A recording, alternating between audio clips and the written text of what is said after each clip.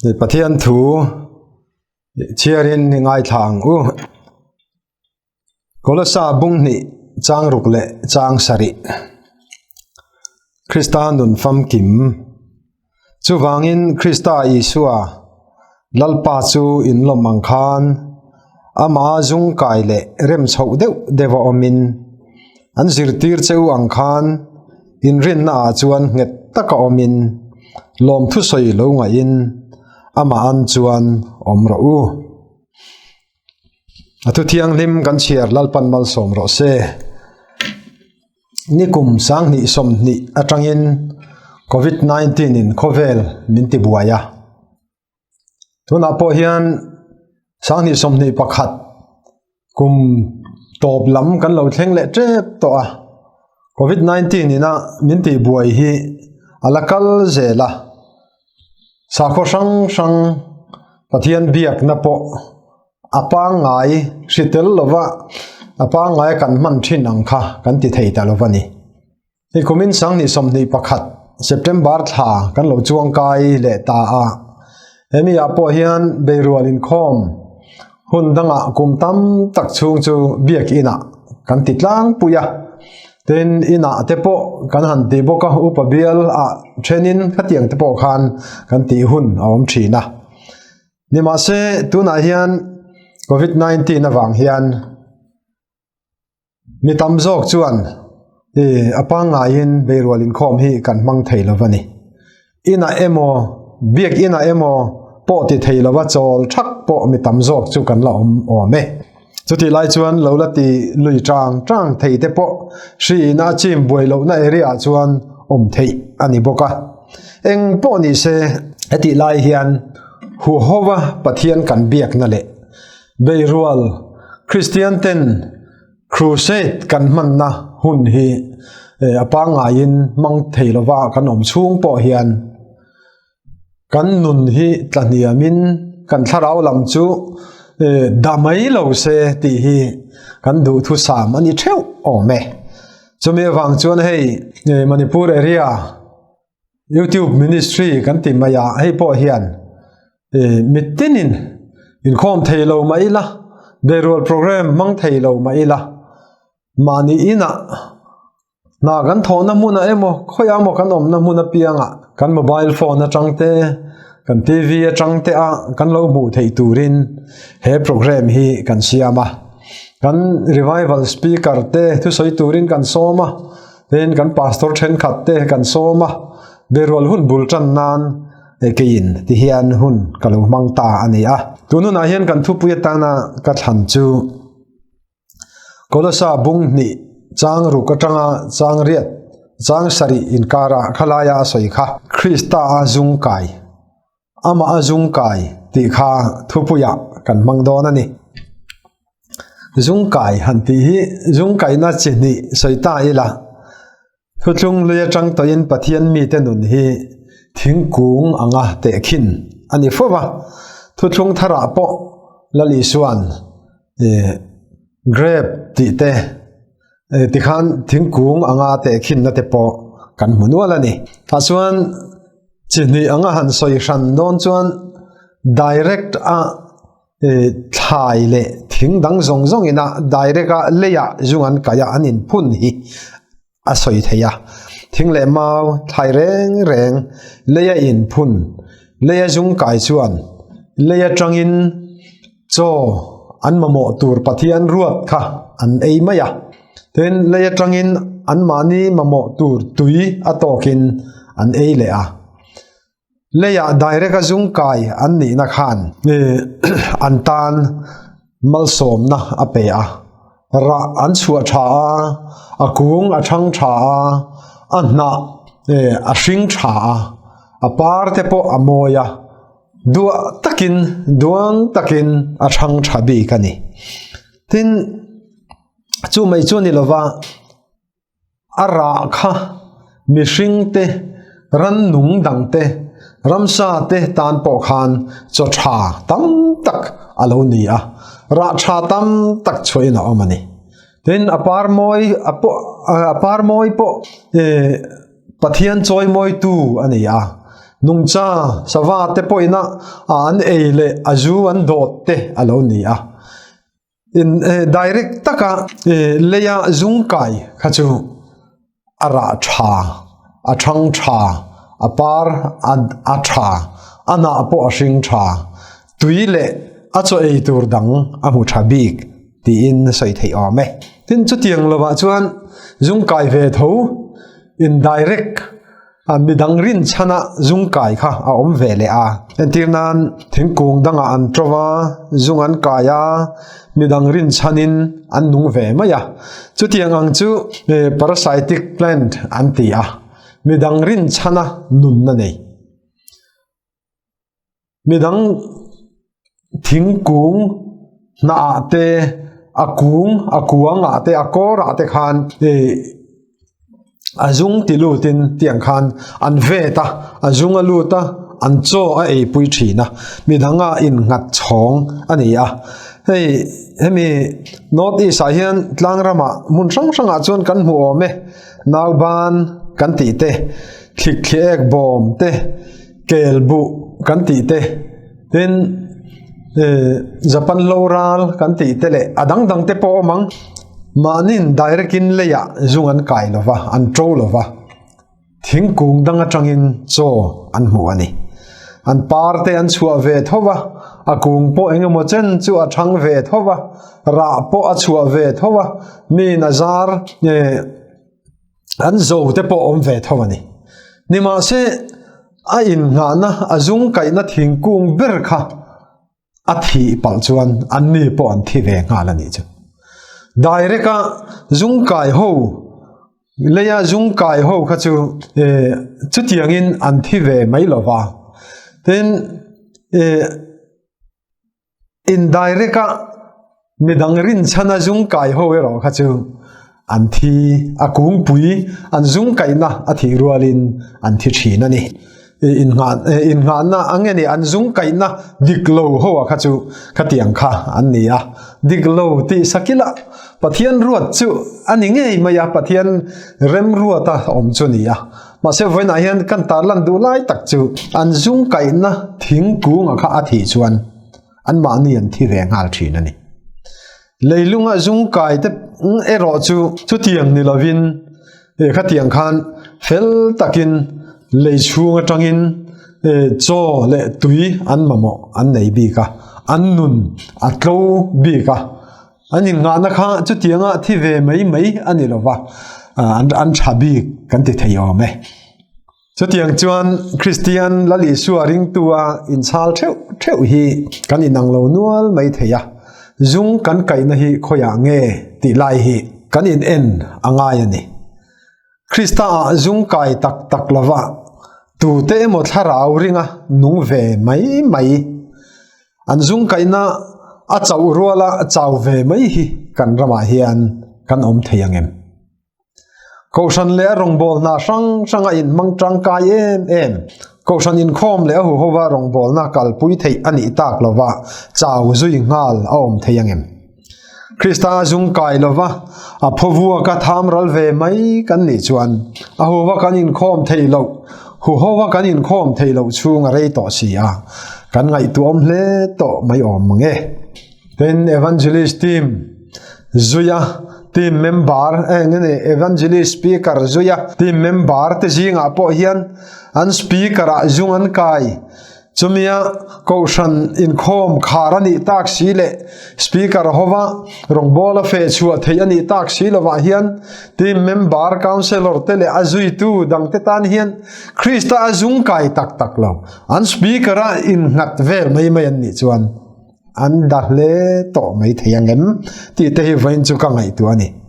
mishing then khat hey Christian jinga hian midang te nun kai hruai theile midang te hui khom thei riau chi leadership quality nei thatak te po hian om boka chung mi te nun te po chu han enila abi kin rongbol tu ho jinga te po milim kan han tiang jinga te po tuemo tharau changsang big ni ngai thei te tharau changsang big ni in ngai te po nom mai thei an leadership quality lo thabok sia midang hruai theina thatak an lo nei ya chunga wang te chuan khang mi te kha an zuya midang in khang leadership shuai tu ni na nei tha quality nei tha kha an zuya an mani tak chuan a member a zui tu te kha chuan Isu Krista a zung kai lova an zinga shuai tulang sar deuh tharau chan anga pianga ati anga kalkoi a thut le thu din le ding mai kha kan rama hian om thei takani chung mi te tan po chuan hripui lenga wangin rongbol na apa ngai angin kalpui thei ani bik lova tharau lama kan shuai tu te an chol rual khan Krista zung kai lo na chu kan chawin kan tlu sop to emle rongbol na apa ngai kan kalpui thei lo chung hi arei to boxia voina hian chung nun te chu karil ruin angai tu ana sa mani pavalai ho zinga te nuvalai ho zinga te thalai rual nulat langwal zinga te nule pa le kum upa ho zinga te po hian Krista azung kai tak ni phak si lo ko san in pol khom na le biak ina te thilti na sanga kan upa te kan pastor te tharau lam thu chan puan ngai tha thei lo kan om ta ka hian biagina hu ho nun natlan te in khoma pathian fakte pathian thu ngai thak te kan ti tak lawa hian kan nun hi akong bo taria vemle tharau lam na kan nun hi alo chaw tamayem le kan in ngai tu angai khop mai Krista zung kai nilova hu ho nun ringot atanga a then ve mai rongbol tu langsar jinga po kan lo om mai thei in khom regular em taima em thalai jinga ate pavalai le nuvalai nu le pa jinga ate po hian hu ho nun na om thei tak lova chaw ta der mai hi kan om thei angem nun ho na a midang te nena thil kan ti khom na zung kai ve der Krista tak theng phasi lo Krista nun zung kai phak si lo tan chuan kan nun hi a kuai tharoi royanga chawin phun noi na muna kan om palang ti hi avala om em Jeremiah bungsom pasari chang sari le chang ria ta chuan zol nei Jeremiah chuan lalpa ring tu arin chan lalpa ni zo ke ro chu tui kianga thing phun lui kamazung kai kholum lo theng po lau lo ana te ring reng si khoken kum poisa lo ra chua po thul chuang lo ti in asoyani kholum lo theng ti te khoken kum han ti te hi lui kamazung kai leilung ne na in si chata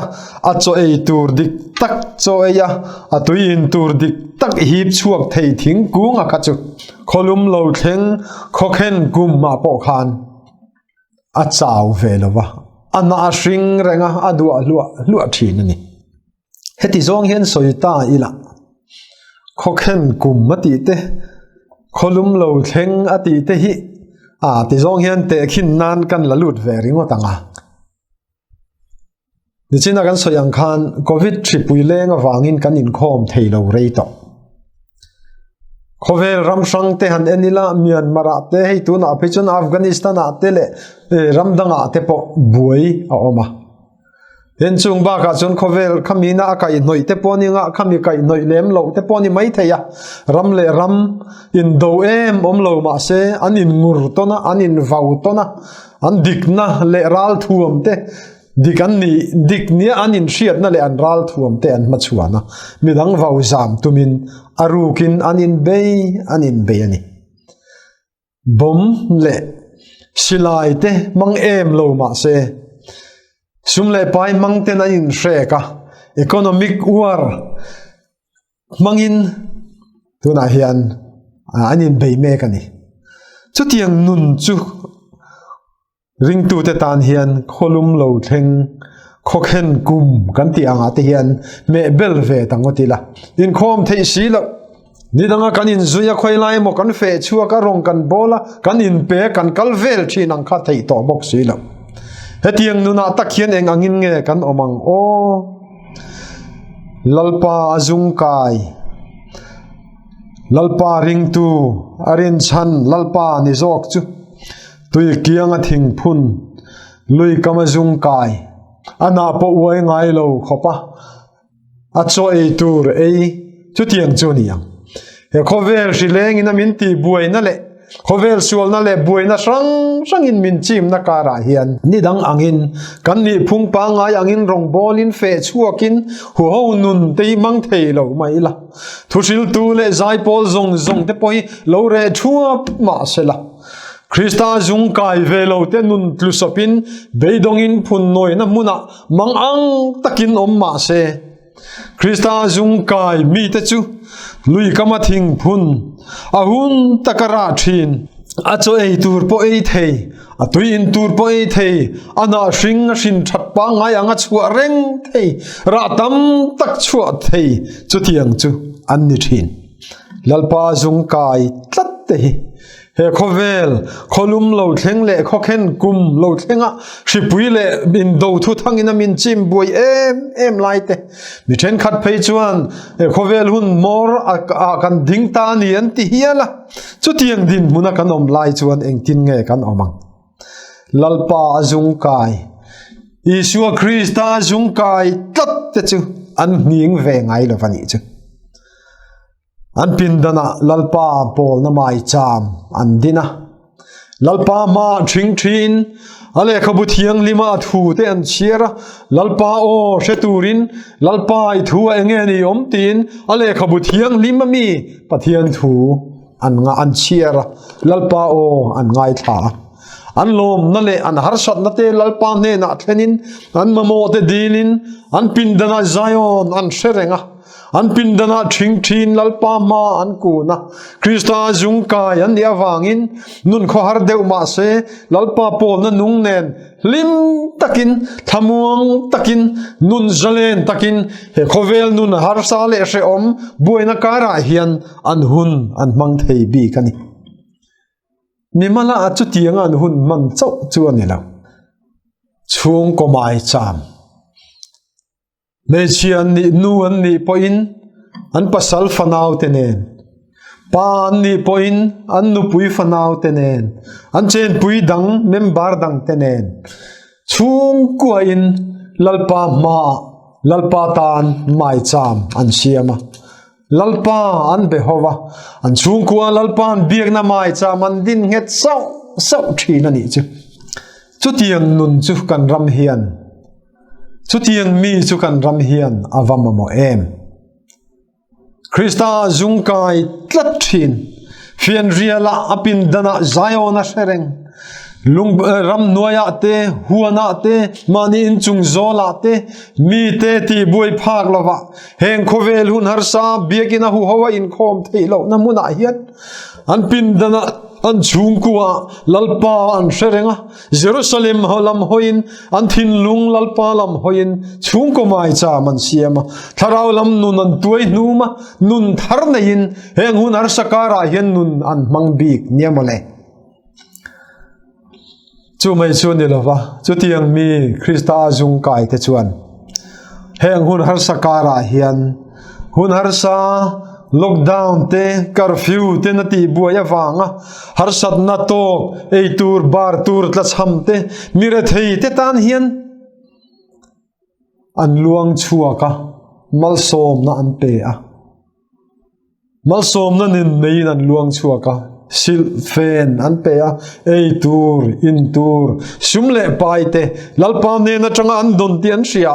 heng hunar sakara mamo tun omang ti ringin midang ne na hian an luang chuak thina sin chu tiang mi te chu ni zol nei isayan fel na thing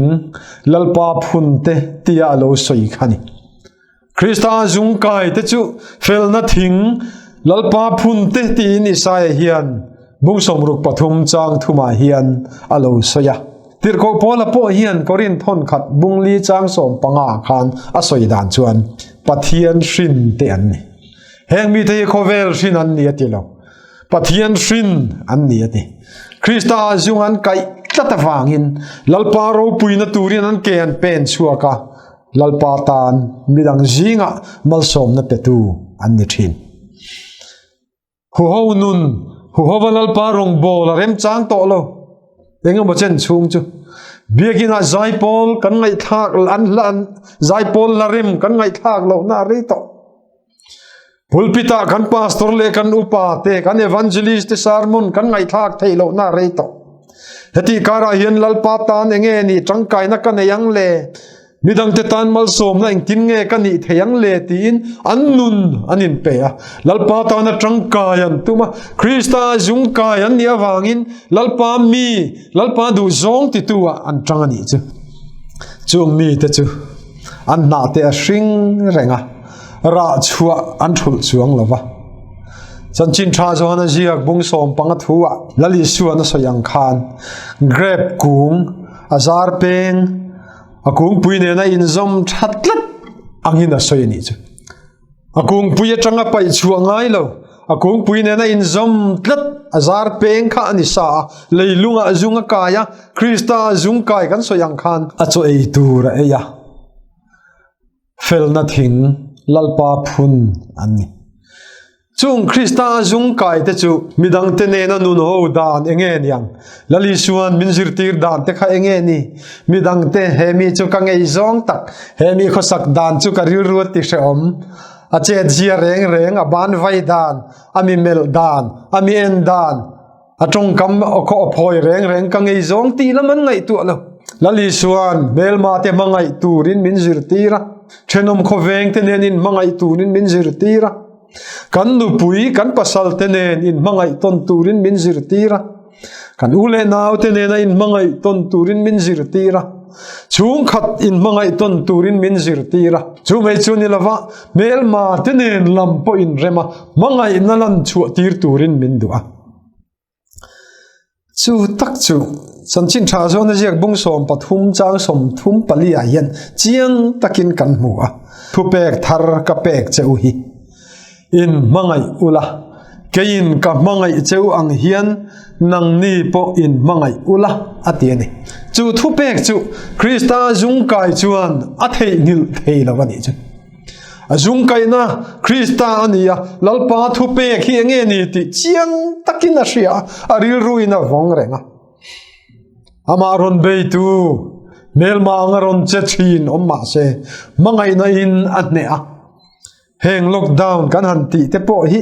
an tan chuan nuam sing kho ani mai curfew kan ti pon chu a thei lo kan ti te po an tan chuan nuam sing kho ani mai heng hunar sa hian then khat chu ama chung ku om ho ngai lo ni tin an office ate an huana te an lova te bazara te natul danga te an chuaka chung ku an om khom thei lo se krista jung kayan nia kan lalpa in loin mangai ton rawati miwa wangin mangai na in chung kwa annung hawa anin thalel ngoi thina ma se an ni tin na le rong bol na tula wang te poin anom khom le theilawa anin thalel ngoi thina ni chuti lai kara chuan curfew lockdown te an han tia pon chu phallo mani chung kwa an mangai te ne nan han om te kha anua man tian lim ema anin fiam howa e rongan bol howa in chunga na tho thulan thok howa anin koma an harsat na ten in shera an lom na anin soi puya in sher liama anin fiama an lima an nui ho dar thei niamale an hau sak big wang ponan lim long re thei te po ni se ni tin ei khopan nei trok chuan lockdown te hi in mangai ton na nun mangai te ne na nun ho na ani wangin anin chunga mangai te ne nan chen ho rei ve thei na ni wangin lom takin an poma an khalel ngoi mai ne mane krista jung kai ve lo te ero chu no pa po in huwa in heng lockdown chung rei lo te a poin om ho she om an ti nia mole mani sing tu nu le pa te ne na chung ku om ho te mani nu pui te ne na chung ku in khung khom te na mani pasal te ne na kar khat lek chung ku in khom in khung khom te she om an ti ngoi a chuai chun khola ya tul manglawa po wa chu te an cha ka mani chung ku hin nu man ti thei lo Krista zungan kai lova fel na thing lalpa phun an ni lova wangin lali suan zirtir na loin mangai rauti te po hi an takin an nun chua pui thei lova mani thi sen zom pui te ne na khosak ho po nuam ti lo mani nu pui fanau te nen mani pasal fanau te ne na om hova chung ko tal ho khosak ho po nuam ti thei lo mani chung kwa shan sana pon lama hun tam zok thul mang lawa po pon lama hun tam zok manga chua wana zong ring chi tam takan omani ome tin heng hun chunga hian chung kwa in ngir ngo tan chuan Krista zung kai velo tan chuan an mani chung kwa kha shem mun tem lok na in hau na le in I ching na te in nial na te an renga a she om reng ani tuna hian Krista zung kai le Krista zung kai lo te din mun hi awa in thau em khovela hian chono khat ei theu kan ti thin ti ro chono khat ei theu hi Krista zung kai le Krista zung kai lo hi chu kan nu nawa in thau te reng em nupa lim taka kanin kom hova kan har samna te kan soi hova kan thil ton shiat te kanin thil tona nun lim taka kan mangte aman atam te renga sin Krista zung kai te chuan chung ko in lalpa an be hova lalpa ma an ku na mangai na in ronga in bol sak tona nupa po anin neyan thu chamang khan mangaya en kola rong bol sak tur che in voina tang hian pathian dan thiang limang zelin kanei ta che ti ka hriat ti re ti in pui thiam ma hriat pui tu mi pui lo pung khom te man thu tiam kha atakin an lam tira